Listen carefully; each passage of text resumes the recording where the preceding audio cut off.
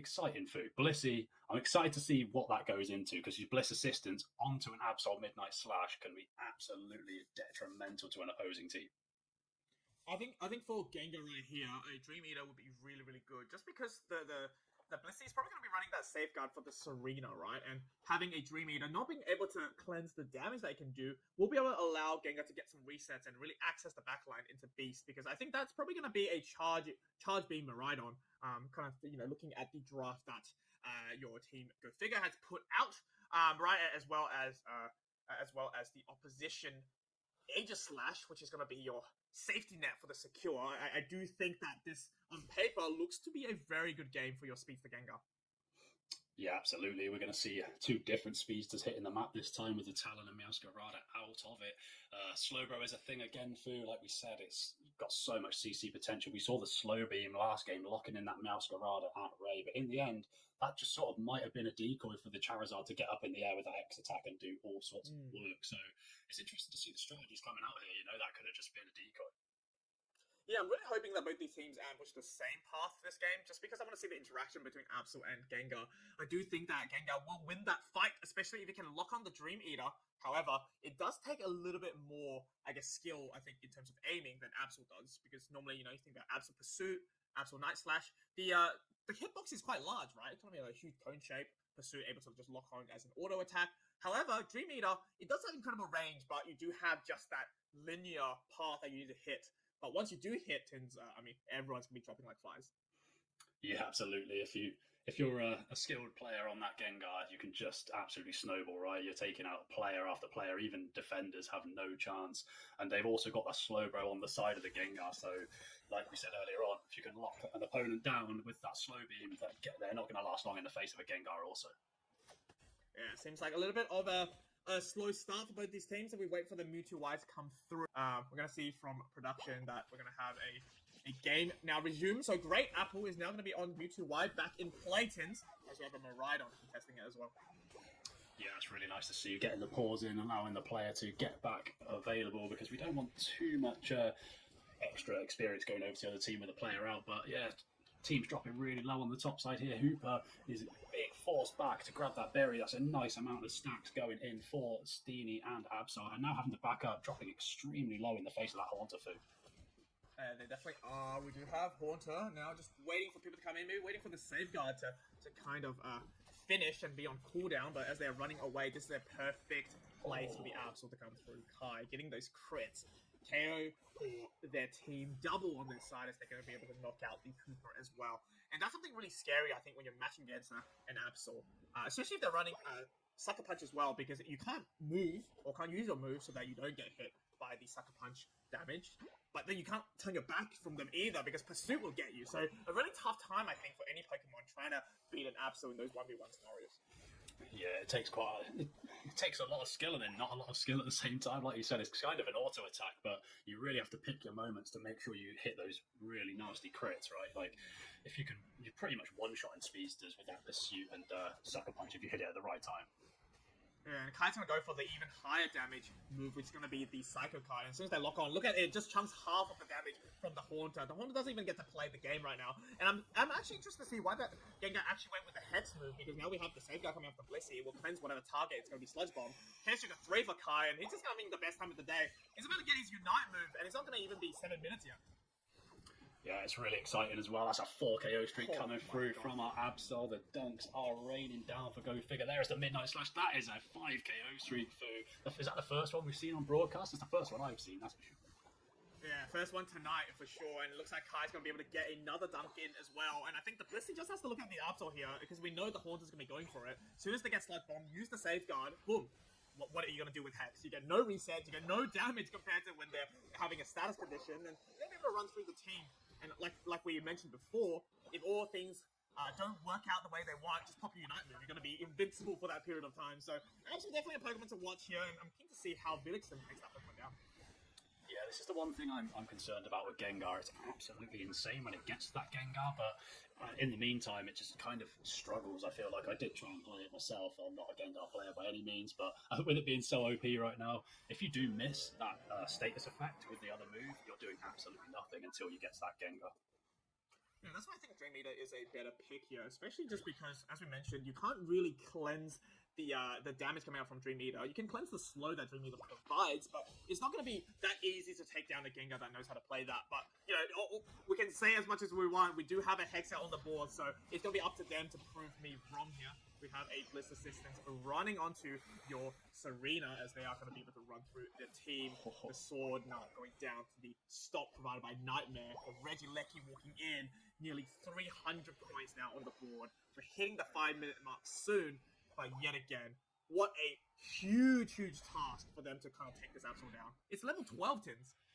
Yeah, we still see the Haunter like we were talking about. Absol is so insane. Early game picked up, I think, it was a 3 KO streak and then a 5. So that's where that level discrepancy is coming from. But at this point, it is just an absolute struggle for Vilixen. They're nearly 300 points behind by this point. Taking nothing away from them, though, Fu. We've seen them come back into it before, but there is Gengar again, stuck in that mean look. Great Phantom Ambush to escape. As some points finally start to go in for Vilixen. Vilixen trying to find a way back in. A nice little slow beam. That's a huge KO for them, knocking out the Absol. And the fact that the Absol is out for 23 seconds just means how much impact they've had this game. But we celebrate the comeback mechanic in this game, where if you are going to be able to KO someone with a lot of levels, you're going to be able to get a lot of levels yourself. And, you know, from our level screen, you can see that's exactly what has happened. It definitely looks better. I mean, still on the side of go figure, but we can see a small window for Vilixen to come back in. I've just noticed that the whole top path of Vilixen has been decimated, Fu, and they are not shaping up at all for this Regieleki. Serena is going to get that potentially for free here. In this situation where you don't have a top lane, I feel like it's so important to make sure you prioritise that Regieleki. Yeah, you definitely do, and I think leaving the Serena to kind of just do it by themselves uncontested would mean that that's a problem you need to solve another time, right? Maybe they're just delaying it. I mean, with 4-12 being the time when that second Regieleki is taken out, there's going to be a third one for these teams to fight for. And that's something that GoFigure definitely wants to do. So far, we're going to have Vilixen kind of deal with this problem upstairs. But I do have to say, though, at least they got the Regi at the bottom, Vilixen. At least some sort of consolation prize, right? Because right now, they are missing in levels. They are missing in points. But one step at a time, you either go for the levels or go for the points. Can't really ask for both. Yeah, the only good thing about that Regieleki is it is some experience, I suppose. So that's going to be going over to them, as well as that nice little buff on the bot side they managed to secure up. The only struggle at the minute, Fu, is whereabouts are they going to get these points in? Because you see the positioning of Go Figure. They've got 3 on bot side, 2 top. They've just got the complete vision coverage as a huge Queen Ascendant comes in, dropping Gengar down to low, and Blissey picks up a huge KO. I think this is going to be really difficult for Vilixen from this point. It's almost like they have to just get together and push a path, but they've just got the map so well covered of Go Figure. There's no farm up. It's just, look at them just putting the pressure on. And pressure is definitely something that Vilixen is feeling right now. They are 1 game away from making the grand finals, but they have their work cut out for them in the next 50 seconds. This is the last chance for these teams to really kind of sharpen their tools for a final stretch fight. Do have a Regieleki as predicted. I'm in the top path. Around 10 seconds is going to be available. You can see the ping on the minimap. Both teams know how important this objective is, and whoever takes it out, it might actually be an early Rayquaza fight. Yeah, Vilixen are going for the top path push here. They really do not want to give this Regieleki over to Go Figure. That path has been broken. That is a nice 17 dunk going in. Not quite enough, but Fu, we always say if Vilixen can have a Rayquaza fight like they had last game, it's going to be really difficult in the face of a level 14 Absol. I think they've done really well there, not to lose any players and just to be available and ready for this Rayquaza fight. Not giving that Regieleki over to Go Figure. But here we go, mate, over to you for the Ray fight. Yeah, no, they're not going to give that in, but instead they're looking for positioning and looking at the Rayquaza pit here. We're going to quickly pan down to see what's going on. That's a side strike, but the Safeguard, we're going to cleanse that in to have a better poke coming out from Go Figure, and that's what Miraidon is trying to do, getting the enhanced charge to go through. We're going to have a quick rip of the Rayquaza instead. No fighting needed, and he's going to be on 1 HP. Coup de grace from the Aegislash, securing it for Vilixen, and this is definitely a great use for them. They were behind the entire time, but as they say, when there is a Ray, there is a way, and this is a way that Go Figure did not want to go. They are still going to be behind here, but I do anticipate with the Hooper still having the shield, I think, we'll be able to get a 100 dunk in, maybe get the team back in to this fight. Yes, they do have a shield from Rudra. Can they escort these 2 players with shields to get a dunk in and kind of win the ticket into the grand finals? Oh, they know they're there now. Go figure. Spotted the Hooper. They're going after it. But they've not seen the Mewtwo, I think, who also has a 50 points with the shield. The shield won't last as long on the Mewtwo, of course, and it looks like Go Figure might be able to see this out. Unless Mewtwo could teleport onto that base, he's going to get it in. The 50 goes in. That's unbelievable. Oh. You could see the charge beam ticking down, and everyone on the side of Go Figure trying to make sure that Apple does not get the score, but that is going to be enough. 30 seconds on the board. This is a heartbreaking end to this third game for Go Figure. I mean, it was truly the game to lose, wasn't it? And when you don't have a good, secure Pokemon ready to go, unfortunately, this will mean that they will go to the losers finals. But 10 seconds to go. Not going to speak too early, as 40 will go through another 28. Maybe I'm eating my own words because Go Figure has now come back to score like 70 points. Wait a moment. Mate, this is close. Because they stopped the Gengar. Gengar went for the 50 score. They got stopped by the Serena, and then the push on the bot side. This is so close. I cannot wait to see this tick over, mate. Oh. Wait. We got to see the names to know who won that game. No, you're kidding me. That's Go Figure. Go Figure's come back from a heartbreak of a Rayquaza fight. From a heartbreak of Apple scoring to take it away with 8 points. I mean, these games kind of write themselves, don't they? And what a turn of event. What a roller coaster of emotions. This is why you never call it too early. And I'm definitely eating my own words for dinner.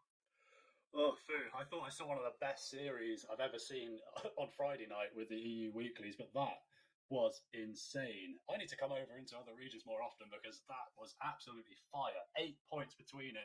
Go Figure with the last 10-second push. Wow. I have to tell you, Tins, Go Figure has the biggest plot armor I've ever witnessed from a team tonight. They were the team that were able to secure the Rayquaza 2 games in a row with a Hooper against all odds. They are also the team that are going to be able to earn their first spot in the grand finals because they were able to get a reverse backhand after losing the Rayquaza to a flip. So I don't know whether that helps them or whether they're going to be the eventual winner. But if they do win this whole series, Tins, they're going to look back on this moment and realize how freaking close it was. And sometimes it's just these scores that matter, right? And I mean, big shout out to them. They're going to be waiting for the winner of the losers final later on. But right now, it is time to celebrate for Go Figure. Absolutely, they can go take a one-man rest, take nothing away from Vilux, and I really thought with you, Fu, that they had done enough. We are both thinking it. The Rayquaza went over, that 100 went in from the Mewtwo, but it was just a fantastic push, wasn't it, from Go Figure? Let's take it back to the Serena, stopping the 50 going in from the Gengar as well. That is absolutely huge. Just everything working well for Go Figure there at the end. I'm going to have a quick glance back at the Rayquaza fight. Both teams knowing they have team hack potential, but they just want to rip the Rayquaza because on the side of Vix, it looks good for them, doesn't it? As the Sword Unite will go through in great timing, locking that in really safely, as you can see, but they just lost too many shields in the process, especially with the Marauder knowing that those 2 people are in the bush. I think that was really, really suspect, but you know, when you have an enhanced charge beam, you got to check on these bushes, right? So they were definitely able to knock out Hooper's shield, but just this one, seeing Apple putting in the Hundo Burger, but still believing that in the next 30 seconds they can make a reverse counter score, and then to have 8 difference, that's just an under 10 score difference to make themselves in the grand finals. I mean, it's a great show for everyone watching at home. Absolutely, it was a great show for us. I think I've not been more shocked watching a set in quite some time. Like, so glad I turned up today for this one. But yeah, it was huge, wasn't it? The mean look onto the Mewtwo after that score. Let's not take anything away from that because that means the Mewtwo wasn't available for the defense. There's so many things happening in that last minute, Fu, which just set the stage for it to be such a great finale. And